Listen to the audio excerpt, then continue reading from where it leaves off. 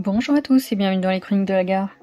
Aujourd'hui on se retrouve pour un point lecture, donc ça fait très longtemps que vous en avez pas eu, depuis novembre 2020 il me semble. Dans la dernière vidéo, je vous demandais un petit peu ce que vous vouliez voir dans les points lecture, donc celle-ci elle est tournée pour vous présenter tous les livres que j'ai lus de fin 2020 à fin 2022. Donc j'ai pas encore pris en compte vos recommandations, là c'est juste avec les notes que j'avais encore. Et pour un petit peu me remettre à jour, il y a des lectures que j'ai pas mal aimées, donc je trouvais ça dommage de juste passer 2 ans de lecture et de me remettre à 2023. Donc c'est parti.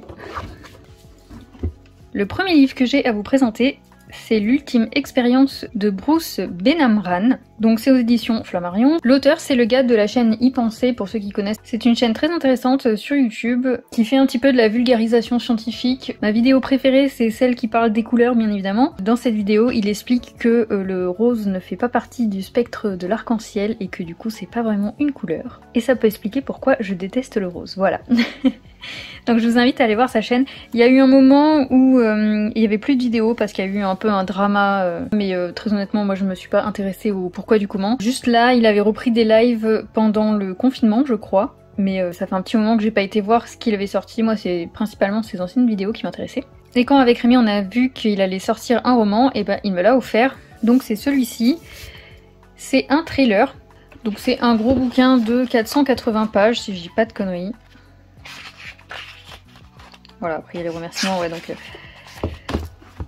480. Donc je vais vous faire mon résumé. Alors qu'il est en train de se préparer pour aller au boulot, Sylvain Guérin, employé de bureau, entend aux informations qu'un énorme accident a eu lieu sur la route qu'il prend habituellement pour aller au travail.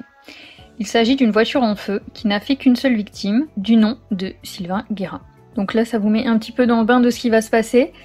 Donc mon expérience sur ce livre, c'est qu'il y a 5 groupes de personnes qu'on suit tout au long du récit. Les chapitres durent entre 1 et 4 pages, donc c'est très rapide et en fait à chaque fois on suit l'évolution de ces groupes simultanément. Ça fait que la temporalité de l'histoire se déroule vraiment très lentement puisqu'on passe d'un personnage, on voit ce qu'il fait, on passe à un autre groupe et là on voit ce qui s'est passé en même temps que le premier groupe, ensuite on passe au troisième et c'est la même chose, et au final au bout de 20 pages on n'a toujours pas avancé sur l'histoire quoi. Dès le début de l'histoire, on comprend qu'il y a quelque chose qui va pas du tout avec Sylvain. J'ai très vite deviné ce qu'il en était sans vraiment mettre le doigt dessus précisément. J'avais une idée qui se rapprochait assez de ce qu'on va découvrir. Mais ça c'est un truc qui m'arrive souvent dans les films et dans les livres, je devine rapidement ce qui va se passer, ou en tout cas je suis jamais très loin du dénouement ou autre, donc voilà. Si jamais vous aimez pas trop les livres prévisibles, je sais pas, voilà, moi je devine facilement, donc c'est peut-être pas forcément votre cas. J'ai trouvé que la plume était très fluide et le fait que les chapitres sont très courts font qu'on tourne les pages plutôt vite. Par contre, c'est seulement dans les 200 dernières pages que ça commence à bouger parce que Sylvain lui-même prend conscience des enjeux qui le concernent. Et c'est là aussi que les différents groupes de personnages vont se rejoindre. Et il faut attendre vraiment les 50 dernières pages pour avoir toutes les grandes révélations. La fin est très ouverte, donc je pense qu'il peut y avoir un tome 2. Mais je dirais pas forcément avec Sylvain. Donc ça c'est pour mon expérience. Après en autre j'avais noté qu'il y a beaucoup de langage informatique. Ça je vous l'avais dit dans ma vidéo précédente. Donc c'est ce livre et ça parle pas forcément à tout le monde. Je pense pas que ce genre de détails apporte plus au récit. Peut-être pour ceux qui s'y connaissent, ils apprécient certaines références. Mais je pense que quelqu'un qui touche jamais aux ordinateurs, il s'en fout un petit peu. Et enfin, on va passer à mon avis. Donc j'ai passé un bon moment de lecture, l'histoire est sympa. S'il y a une suite, je la lirai. Ça c'était en 2020, donc je sais pas si depuis il y a eu quelque chose, je me suis pas renseignée. Après pour un thriller, c'est peut-être moi qui me trompe sur ce que ça veut dire, parce qu'en fait je lis plein de genres différents et je suis pas forcément au fait du détail d'un genre. J'ai pas ressenti d'angoisse pour les personnages, j'ai pas eu d'attachement particulier non plus, et je peux pas vous dire si j'ai un personnage préféré par exemple. Voilà, donc je sais pas si vraiment un thriller c'est ça, mais pour moi c'est une enquête un petit peu angoissante. Donc voilà, je réviserai un petit peu mes genres pour vous dans les prochaines vidéos. Donc ce livre, je l'ai lu de octobre 2020 à novembre 2020. Donc je l'ai terminé un peu après la vidéo que je vous avais faite, c'est pour ça que vous l'avez pas eu à ce moment-là. Ensuite, lecture suivante. J'ai lu le tome 12 de Tara Duncan, donc qui pour moi devait être l'avant-dernier, et en fait c'est plutôt le dernier. À mon avis, le tome 13 c'est simplement pour nous raconter l'histoire d'amour des 2 personnages principaux, et le fait qu'ils vont avoir des gamins. Oui, je vous spoil, mais en même temps, elle a sorti une autre série avec les enfants de Tara Duncan, donc c'est pas trop difficile à deviner.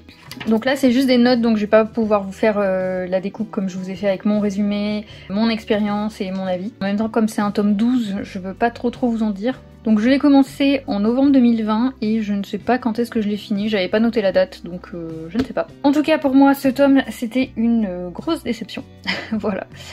Donc comme je vous avais dit ça fait très longtemps que je suis cette série.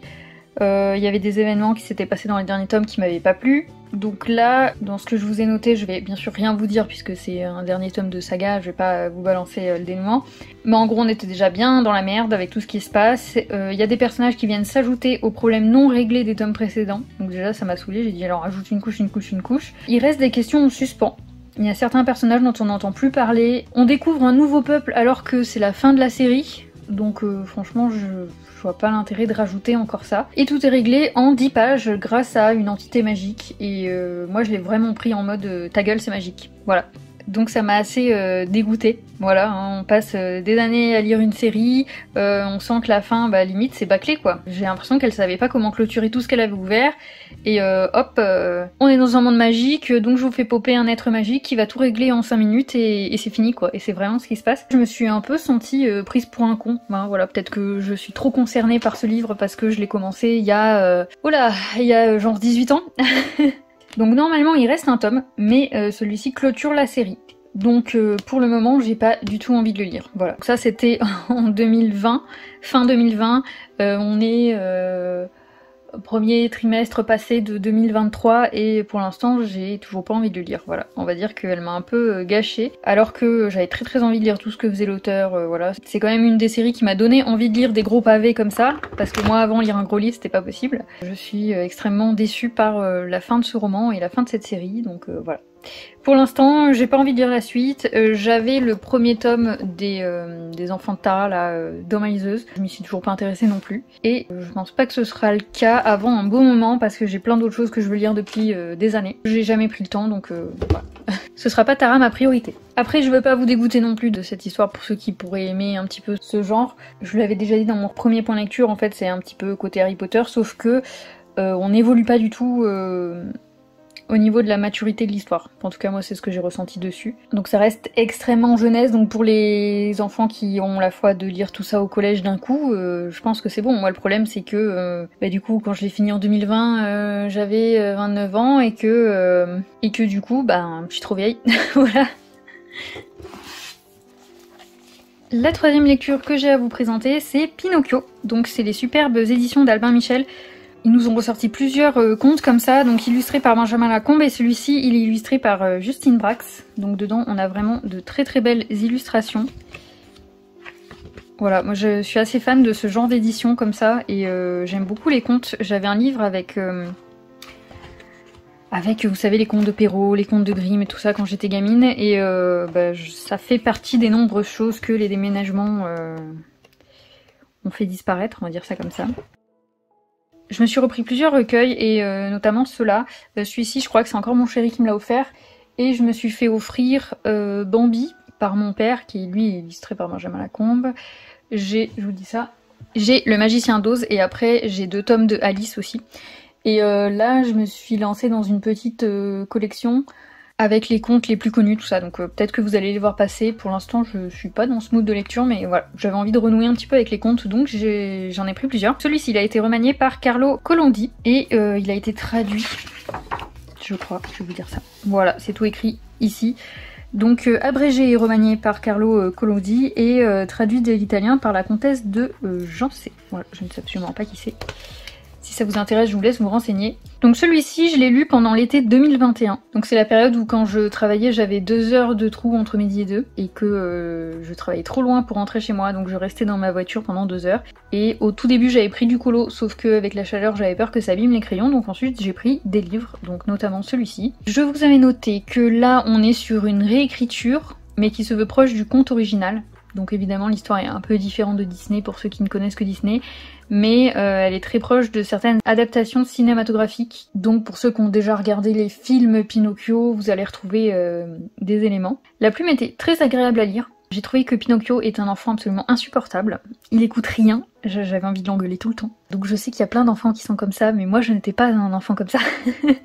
Donc j'ai beaucoup de mal avec les gamins qui n'écoutent rien, qui répondent et ce genre de choses, donc c'est... Voilà, moi c'est très énervant. L'histoire se déroule sur bien plus longtemps que ce que je pensais. Je pense qu'il y a plusieurs années. C'est jamais dit clairement, on nous dit pas tiens il s'est passé 6 mois ou quoi. Enfin de mémoire je vous dis ça là maintenant, mais je sais plus. Mais il me semble en tout cas que on n'est pas sûr du déroulement de l'histoire, mais j'avais vraiment l'impression que ça se déroulait sur longtemps, voire même plusieurs années. Et là j'ai retrouvé à la fin, tout est bien qui finit bien grâce à une résolution magique. Si vous avez vu des adaptations de Pinocchio, si vous connaissez un petit peu Pinocchio, bon on sait tout ce qui va se passer à la fin et que c'est grâce à la fée bleue, voilà. Donc je l'ai moins mal pris que dans Tara Duncan quoi.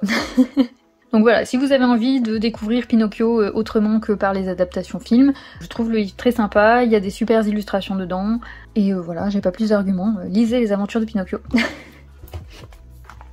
Donc j'ai lu Pinworld et en fait je viens de voir par rapport aux dates que j'avais notées que celui-ci je l'ai lu avant Pinocchio. C'était de mai à juin 2021. C'est un livre écrit par Nessendil qui est une youtubeuse streameuse qui fait principalement du Ark et d'autres jeux vidéo. Moi en tout cas je l'ai connue pour Ark et c'est un livre inspiré de cet univers-là. Donc évidemment elle a dû changer des éléments parce que Ark ne voulait pas qu'on lui pique ses idées. Voilà. Je vous avais noté que la lecture est très fluide, les chapitres sont courts, ce qui donne l'impression d'avancer vite dans l'histoire. Moi c'est vrai que vu que je lis principalement dans mon lit et que généralement je me dis allez un petit chapitre, quand j'ai lu 3 chapitres en une demi-heure, j'ai vraiment l'impression d'avancer vite. Voilà. Donc l'histoire étant inspirée de Ark, évidemment il y a des dinosaures dedans, c'est tout ce que j'adore dans la vie, les dinosaures. Et voilà, j'ai trouvé que c'était une petite lecture sympa. Après pour le résumé du livre, de mémoire, donc là je vais être incapable de vous sortir un seul prénom parce que c'est trop vieux. Ouais, je viens de relire le résumé. Donc elle s'appelle Anastasia. Alors qu'elle est tranquillement en train de prendre sa douche, elle va se retrouver projetée sur une plage. Donc elle comprend pas bien ce qui lui arrive, elle pense être sur une île déserte, mais elle va commencer à croiser des créatures un petit peu bizarres. Puis des hommes sur des dinosaures qui vont attaquer une autre personne qui va apparaître comme ça sur l'île comme elle, donc à voir cette personne se faire attaquer et tuer. Donc elle va décider de rester cachée dans la forêt. Elle va commencer à essayer de se débrouiller toute seule et à apprivoiser un petit peu les créatures qu'il y a autour d'elle. Et elle va finir par être repérée par un autre groupe de survivants. Voilà, je vous en dis pas plus. Je me rappelle dans l'ensemble de l'histoire et que j'ai bien aimé ce livre, mais après je pourrais pas vous dire j'ai aimé tel truc du personnage ou j'ai détesté tel autre truc du personnage parce que je ne m'en rappelle pas. Voilà, c'est pour ça que je prends tout le temps des notes. Donc pour celui-ci, vous aurez pas un avis très complet. Donc pour les prochains, j'essaye de vous refaire le même schéma que le premier livre, c'est-à-dire mon résumé, mon expérience, si j'ai des remarques à faire et mon avis dessus. Après, je vous renvoie à la vidéo que j'ai fait avant avec éventuellement ce que vous avez envie de savoir plus sur les livres. Donc après Dinoworld, je me suis lancée dans la lecture de The Witcher, donc le sorceleur. Je vais vous épargner la prononciation du nom de l'auteur parce que voilà, ça serait une catastrophe. Je pense que tout le monde connaît le sorceleur maintenant avec la série Netflix. Je me rappelle plus à quelle date exactement je l'ai commencé, mais en fait, mon chéri joue au jeu, j'aime vraiment bien l'univers. D'ailleurs, je suis censée me mettre au jeu depuis X temps, sauf que...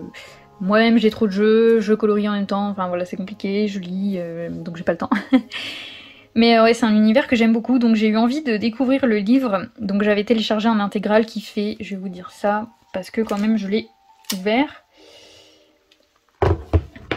J'ai mon aimant qui se barre là tout le temps, c'est insupportable. Voilà, il fait 2312 pages. Bon. Autant dire que je fais des pauses quand je le lis. Comme c'est un e-book, j'ai pas d'indication précise de quand je termine un livre. Là par exemple, je suis à... Yes, j'ai réduit la police, c'est super. Voilà.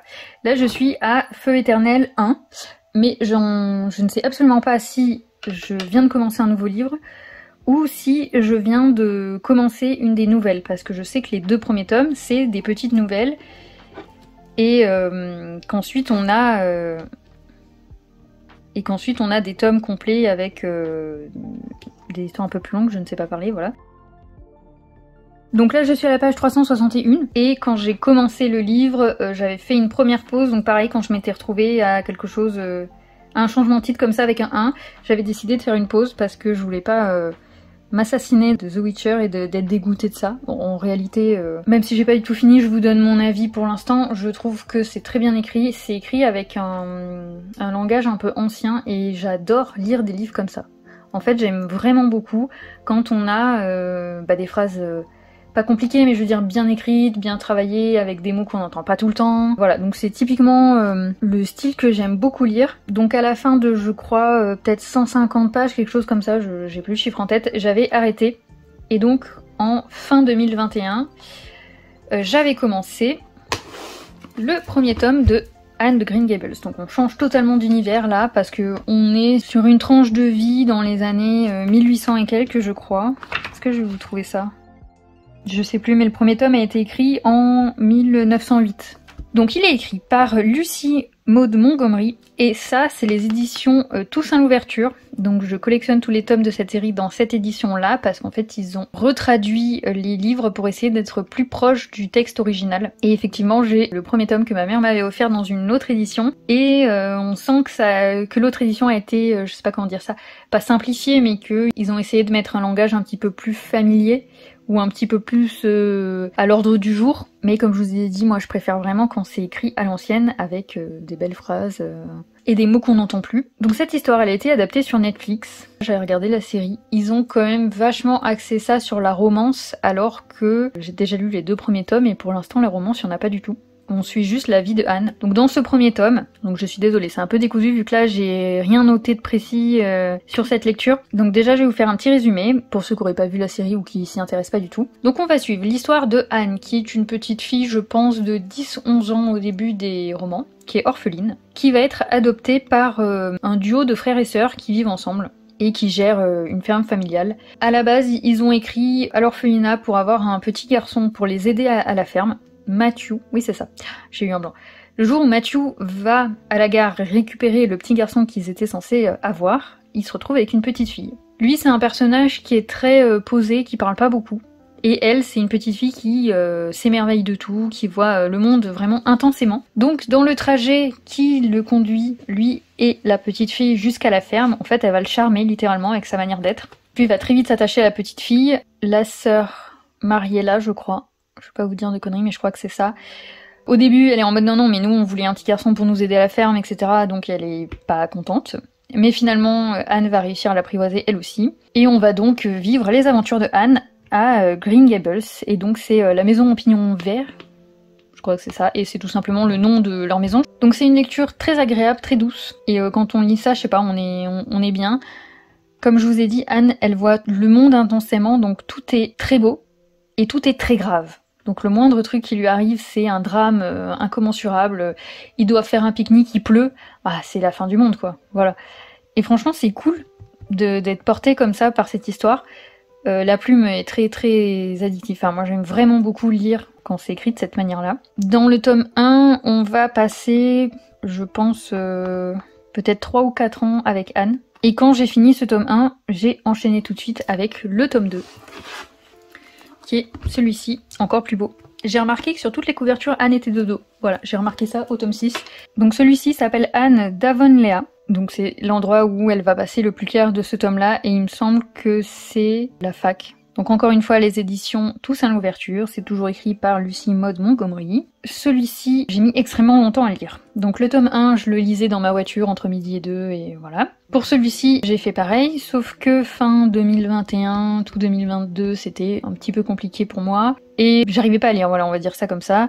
J'adore cette histoire, j'aimais bien me plonger dedans, mais j'étais jamais dans un mood de, tiens, je vais me lire un bouquin. Ça correspond aussi au moment où j'ai commencé à lire des webtoons. En fait, j'ai commencé à lire des webtoons en fin 2020. Ouais, quand j'ai arrêté de faire des points lecture, quoi. Donc ça aussi, le soir, je lisais ça au lieu de lire des romans, donc forcément, j'avais plus tellement le temps de lire. Et je me suis remis dessus en octobre, et donc je l'ai terminé en octobre 2022. Donc pour celui-ci, Anne est plus âgée, donc on va se concentrer plus sur des problèmes d'adultes, des événements d'adultes.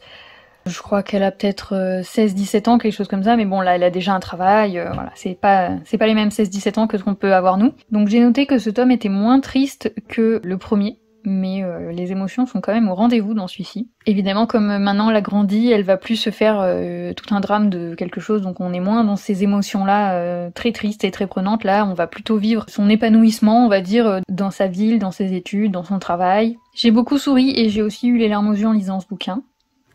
Je vous fais bouger, je suis désolée, je suis appuyée sur le bureau. Et j'ai soupiré quand j'ai terminé ce tome parce que j'aurais bien voulu rester encore un petit peu avec Anne. Mais je me suis dit qu'il fallait quand même que je termine le Sorceleur, donc je suis repassée sur le Sorceleur.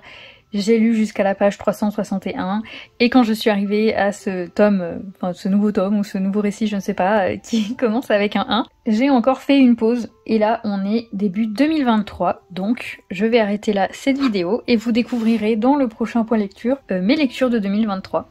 Donc c'est fini pour ce point lecture, je vous ai présenté 7 lectures, enfin 6 si on compte pas le Sorceleur vu que je l'ai absolument pas terminé. J'espère que ça vous aura plu, il y en a certains qui étaient un petit peu décousus parce que comme je vous ai dit, me rappeler de choses que j'ai lues il y a 2 ans c'est particulier pour moi. Si je dois vous choisir une lecture préférée dans ce que j'ai lu là, je vous dirais quand même que c'est Anne. J'ai pas fini The Witcher donc je peux pas vous dire, même si c'est un univers qui me plaît vachement. Mais du coup ouais, j'ai bien aimé, on est transporté, on a envie de rester avec elle, on la voit évoluer dans son monde, tout ça, donc c'est vraiment une histoire que j'ai beaucoup aimée.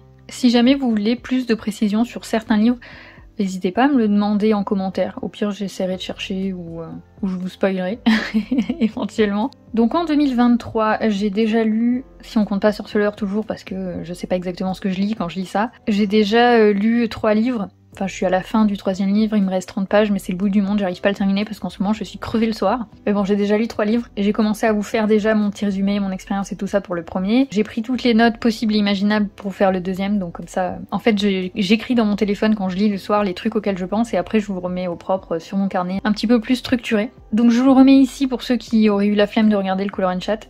Mais au final, cette vidéo doit être aussi longue que lui. Donc n'hésitez pas à me dire ce que vous voulez savoir dans un point lecture. J'essaierai de m'adapter. Moi, ça me fait plaisir d'essayer de répondre à vos attentes. Parce qu'on me l'a dit en commentaire que c'était gentil, que j'essaye de faire au mieux pour vous, mais en même temps, j'ai envie de débattre avec vous. Donc si je fais un truc et que tout le monde s'en fout, c'est pas intéressant pour moi.